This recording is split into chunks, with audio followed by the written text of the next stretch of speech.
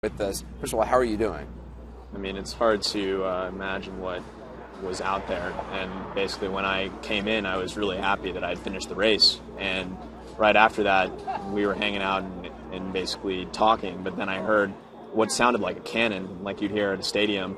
And I thought that might have been at that time what was, signaling the end of the race. But I quickly looked out the window, saw people running, and then saw the second explosion. And Your mom had actually gotten a hotel room so she could watch the finish of the race. Right, so we were right across the finish line at the Mandarin Oriental on the 5th floor, and it was a perfect vantage point for the finish of the race, but unfortunately the second bombing as well. And we're showing some of the pictures that you took. You actually witnessed the second bombing. What did you see? I saw people running, and then I saw a flash and smoke, and then I turned around because once I heard the second, I knew it was a bomb, and I was scared.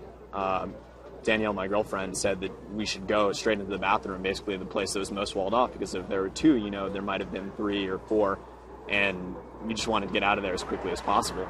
How long did you stay in the bathroom for? Probably about 5 or 7 minutes. It was great to hear the emergency crew right on the scene. About less than a minute, you heard sirens, and you wanted to be sure that it was safe because you didn't know what was happening, but by the time we got out, there was crews all over, and it was horrible. Have you ever seen anything like this? I haven't seen anything like this at all. It was just the people were all over the place, on bodies on the ground. There were people, you saw chest compressions and just things that you really don't want to see. No. Stay with us. I want to also bring in Katie Fox. She's on the phone. Katie, I understand you actually helped carry some little kids to safety. Tell me what you saw, what you experienced. Okay, so we were at the forum, and we were actually working the Joe and Druzy event, and we were in and out all day. I mean, a couple of the people we were with smoked cigarettes, so, we were out front a lot. And actually 5 minutes before the bomb went off, we discovered a back door, so we hadn't been in the front, luckily. But we were standing around, and all of a sudden, we just heard this crazy boom, and the entire bar just went black, and it just quickly filled with smoke. And for a second there, everyone's like, what was that? What was that? And then all of a sudden, you just heard people screaming, get down, get down, get down, get out. So everybody rushed to the back of the restaurant where there was an alley.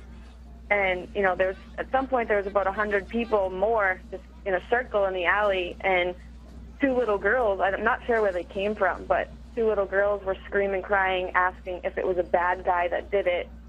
And my sister is a mother, and my friend is a school teacher, so their first reaction was to tell them, no, it was just fireworks. Somebody got hurt, though, so we have to leave. And it ended up being, I think, a woman from out of town who had 2 little girls and a baby on her hip. So, like I said, my sister's a mother, so her first reaction was to pick up the little girl and just start running. So we knew somebody about 6 blocks away, so we just took these strangers with us and headed to our friend's house. How are you doing now? I mean, having witnessed something like this? Me personally, I'm okay.